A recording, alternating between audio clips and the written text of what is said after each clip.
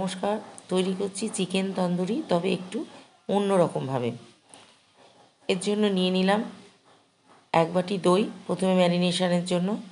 তার মধ্যে যোগ করলাম গোলমরিচের গুঁড়ো 1 চামচ।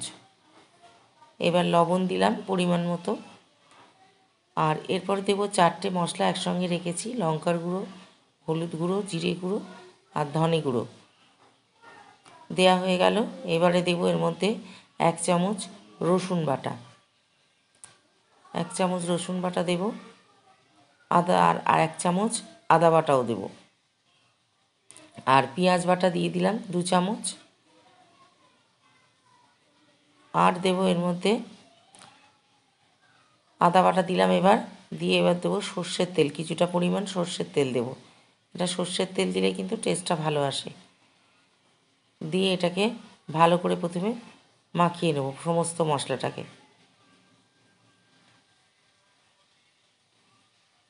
সমস্ত মশলাটা যাতে মিশে যায় সুন্দর করে এটা মেখে নিতে হবে।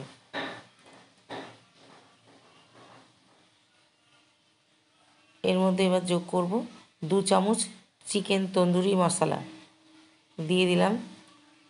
দিয়ে এবার চিকেনগুলো মেশানোর পালা। চিকেনগুলো মাঝখান থেকে এরমভাবে কেটে নিয়েছি, পকেট মতো করে নিয়েছি।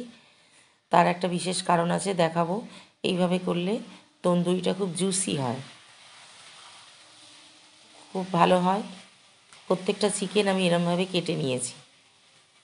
বুকের মাংস হলেই এটা ভালো হবে, তবে লেগ পিস দিয়ে হবে, কিন্তু ওই পকেটটা তৈরি করা যাবে না। এবার একটা চাটনি তৈরি করে রেখেছি, ওই চাটনিটা এবার কাজে লাগাবো। আর এই যে মাঝখানটা চিড়ে নিয়েছিলাম, এর মধ্যে আমি দিয়ে দেবো একটা করে টমেটো, স্লাইস টমেটো, একটা করে পেঁয়াজ আর লেবু, কাঁচা লঙ্কা দিয়ে ধনেপাতার চাটনি করে রেখেছি 1 চামচ করে। এই চাটনি এর মধ্যে আমি দিয়ে দেবো।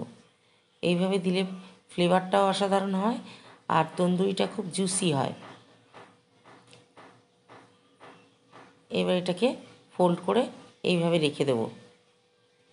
আমি আরও একটা দেখিয়ে দিচ্ছি, একটা দেখালাম, আরও একটা তৈরি করে দেখিয়ে দিচ্ছি।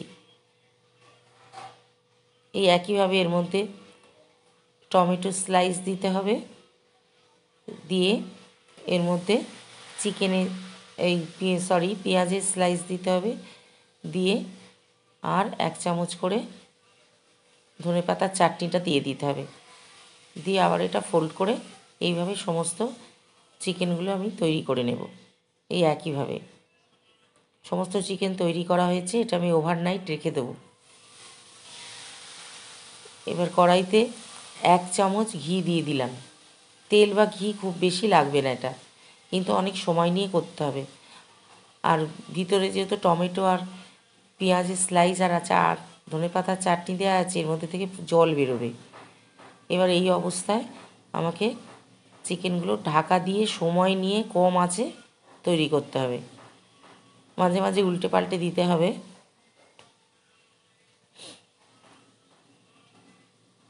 তবে আঁচ বাড়ানো যাবে না, উপরটা পুড়ে যাবে আর ভিতরটা কাঁচা থেকে যাবে। এরা মাঝে মাঝে এগুলোকে উল্টে দিতে হবে, সাবধানে উল্টাতে হবে।